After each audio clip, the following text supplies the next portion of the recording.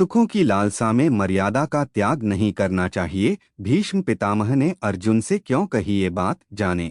महाभारत युद्ध में भीष्म पितामह जब बाणों की शरशय्या पर लेटे थे, तब उन्होंने मृत्यु से पहले अर्जुन को कई महत्वपूर्ण बातें बताई थी, जिसमें जीवन का सार निहित है। महाभारत में अनंत ज्ञान का भंडार समाहित है।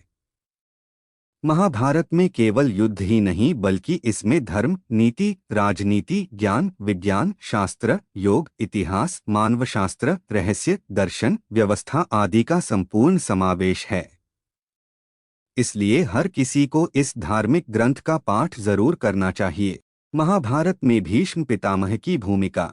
महाभारत युद्ध में भीष्म पितामह की अहम भूमिका थी। वो इस युद्ध के मुख्य पात्र भी थे। भीष्म पितामह महाकाव्य के कुरुक्षेत्र युद्ध के दौरान कौरवों की सेना के सर्वोच्च सेनापति थे।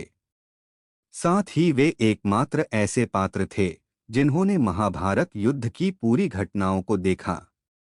भीष्म पितामह ने महाभारत के युद्ध में कौरवों की तरफ से युद्ध में भाग लिया था। 18 दिन तक चले महाभारत के युद्ध में भीष्म पितामह 10 दिन में ही युद्ध के दौरान अर्जुन के बाणों की शरशय्या पर आ गए। लेकिन उन्होंने अपना शरीर नहीं त्यागा, क्योंकि वे सूर्य के उत्तरायण होने पर ही शरीर त्यागना चाहते थे। इस तरह से भीष्म पितामह पूरे 58 दिनों तक मृत्युशय्या पर रहकर माघ शुक्ल पक्ष में सूर्य के उत्तरायण होने के बाद अपना शरीर त्याग दिया। भीष्म पितामह ने मृत्यु से पहले अर्जुन को दिया यह ज्ञान। कहा जाता है कि जब महाभारत का युद्ध हुआ था उस समय भीष्म पितामह की आयु 150 से भी अधिक वर्ष थी और अर्जुन 55 वर्ष के थे। महाभारत युद्ध के दौरान अर्जुन के ही तीरों से भीष्म पितामह बाणों की शय्या पर आ गए थे।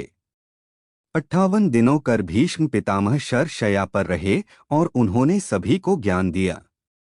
शरीर त्यागने से पहले भीष्म पितामह ने अर्जुन को भी सीख दी थी, जो कि इस प्रकार है: सुखों की लालसा में मर्यादा का त्याग नहीं करना चाहिए। सुख दो तरह के मानवों को ही मिलता है। पहले वो जो सर्वाधिक मूर्ख होते हैं और दूसरे वो जिन्होंने बुद्धि के प्रकाश में ज्ञान का तत्व देख लिया है। इसके अलावा जो लोग बीच में लटक रहे हैं वे सदा दुखी रहते हैं।